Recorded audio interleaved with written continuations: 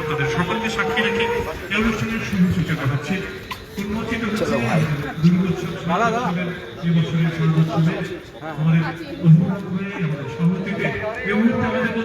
মহানগরের মহানাগরিক শ্রী ফিরহাদ হাকিম মহাশয়ের সঙ্গে আছেন 101 নম্বর ওয়ার্ডের মাননীয় পৌরপিতা শ্রী অপরাজিত দাশগুপ্ত,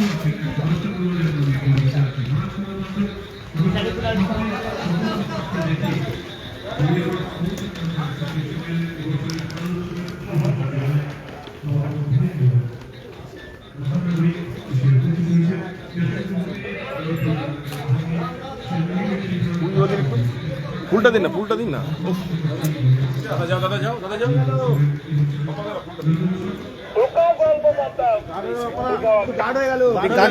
একটু দেখি। ঠিক আছে দেখি একটু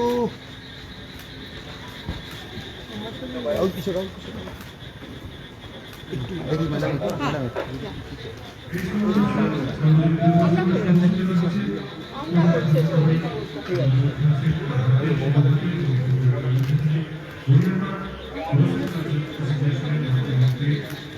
এদিকে ঘুরে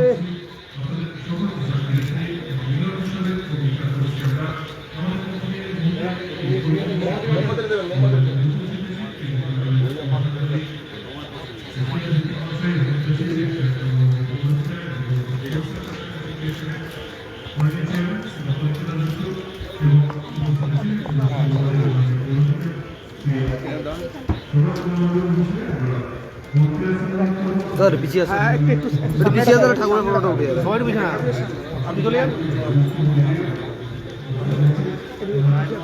একটু পিছিয়ে আছে, হয়ে যাবে। একটু পেছাতে হবে, লোক পাচ্ছে।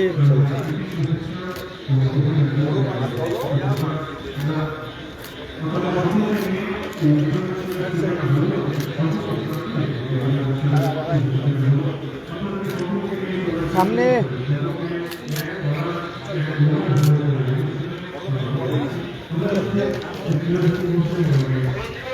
দাদা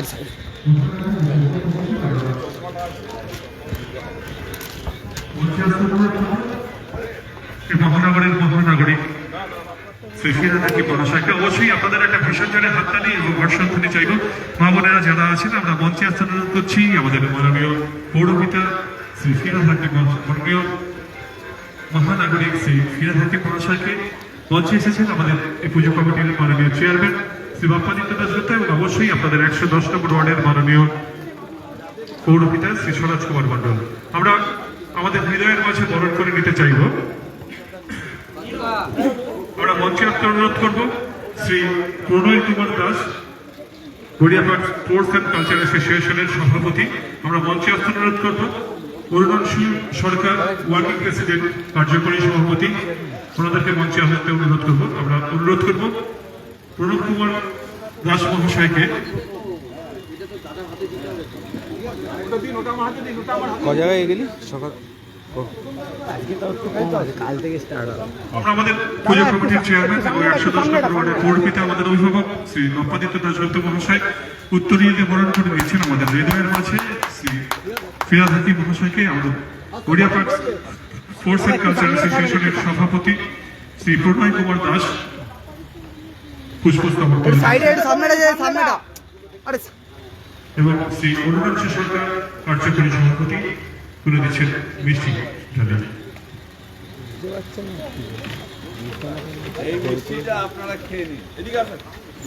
একজন আছেন মেয়রের কাছ থেকে পুজো গিফট আপনাদের সকলের জন্য। আমাদের মধ্যে উপস্থিত আছেন শ্রী বাপ্পাদিত্য দাশগুপ্ত মহাশয়, যাকে সামনে রেখে আমাদের এগিয়ে চলা।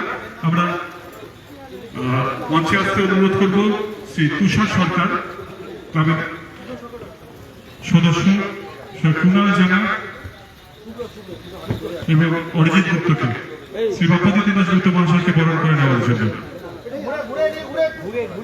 এই সংগঠনের অন্যতম আমাদের এগিয়ে যাওয়ার সাথী শ্রী বাপ্পাদিত্য দাশগুপ্ত মহাশয়। আমরা তুষার সরকারকে অনুরোধ করব এবং অরিজিৎ গুপ্ত ক্লাব সদস্য, পুষ্পস্তবক দিয়ে তুষার সরকার মিষ্টির জল দিয়ে বরণ করেছেন আমাদের 110 নম্বর ওয়ার্ডের মাননীয় পৌরপিতা শ্রী সমাজ কুমার মন্ডল, তাকেও আমরা বরণ করে দেব। শ্রী ভুলু সেন শর্মা সংগঠনের সহ যুগ্ম সম্পাদক, তাকে আমরা অনুরোধ করছি।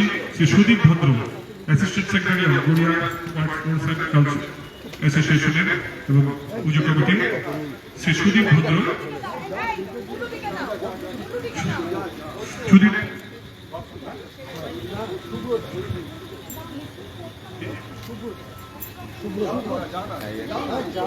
সুদীপ বসু,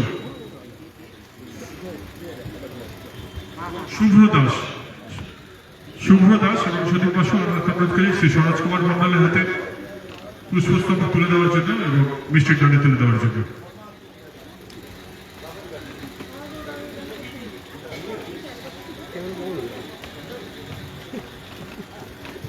যে মানুষটার মাধ্যমে আমরা প্রত্যেক দিন ভালো থাকি, এর মহানগর প্রতিদিন সুরক্ষিত থাকে, সুস্থ থাকি আমরা, সে মানুষটি বিভিন্ন সময় শুধু একজন মানুষ হিসেবে যার পরিচয়, যিনি ঈদের নামাজও থাকেন, দুর্গা পুজোতে থাকেন, প্রকৃত মানুষ, মানুষের হাত ধরে সারা বছর ধরে মানুষের সাথে মানুষের পাশে থাকেন এই কলকাতার তিলোত্তম তোমার প্রত্যেকটা ইঞ্চিতে। সে মানুষটি আজকে আমাদের অভিভাবক শ্রী ফিরহাদ হাকিম মহাশয়, একটা ভেষজ হাত তালি দিয়ে আমরা অভিনন্দন জানাবো এবং আমাদের হৃদয়ের মাঝে বরণ করে দেবো। আর আজকের এই কারণ উৎসবে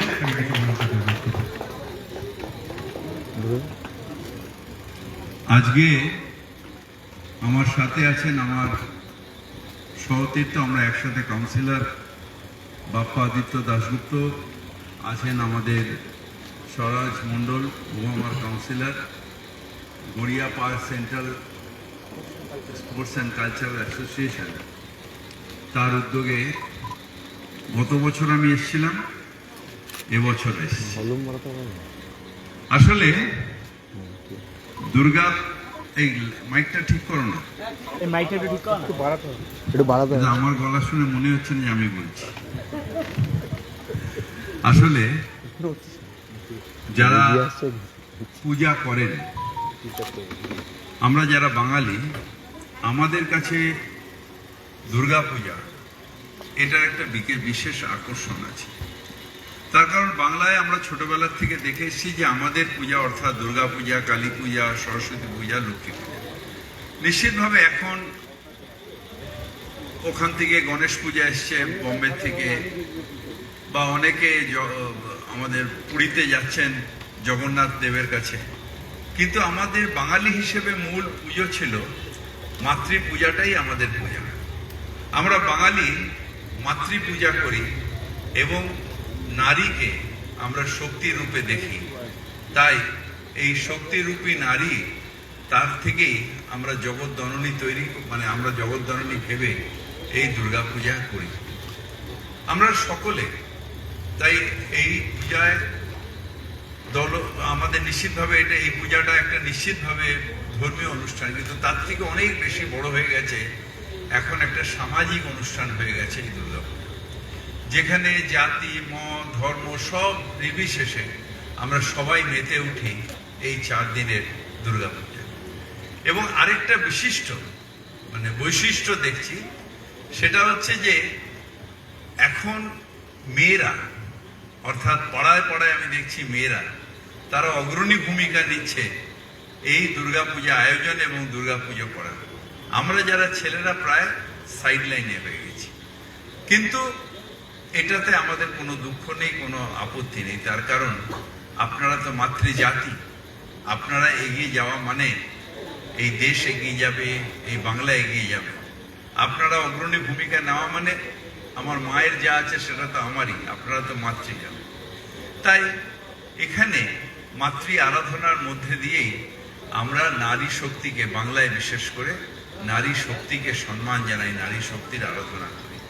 তাই তো বলি, যা দেবী সর্বভূতেষু মাতৃরূপে সংস্কৃতা, নমস্তেস্তাই নমস্তেস্তাই নমস্তেস্তাই নমঃ। আর তার সাথে সাথে নারীকে কেন শক্তি রূপ বলা হয়? তার কারণ শক্তি রূপী আপনাদের কাছ থেকে শক্তি পায় একটা মহিলা। আমি এটা অনুভব করি, বলে না, অনেকে বলে যে there is a woman behind every successful man, কিন্তু একটা মহিলা, তার রূপ অনেক রকম হয়। যে আমার সাথে আমার স্ত্রী একটা সময় আছে যার সাথে আমার প্রণয়ের সময়, আবার সেই স্ত্রী যখন মায়ের মতন শাসন করে, আবার সেই স্ত্রী বন্ধুর মতন যখন আলাপচারিতা করে, সেই স্ত্রী আবার যখন কন্যার মতন সে তখন কিছু বায়না করে। এই স্ত্রীর মধ্যে সব রকম রূপ ধরে রাখা যায়। তাই যখন সকালবেলা আমরা শুনি যা দেবী সর্বভূতেষু লজ্জা রূপে সংস্কৃতা, যা দেবী সর্বভূতেষু শিক্ষা রূপে সংস্কৃতা, যা দেবী সর্বভূতেষু লক্ষ্মী রূপে সংস্কৃতা, সত্যি যে দেবী তার মধ্যে সব কিছুই তার মধ্যে আছে, এবং সেইটা আছে বলেই আপনারা অনন্য, আপনারা সব থেকে শ্রেষ্ঠ।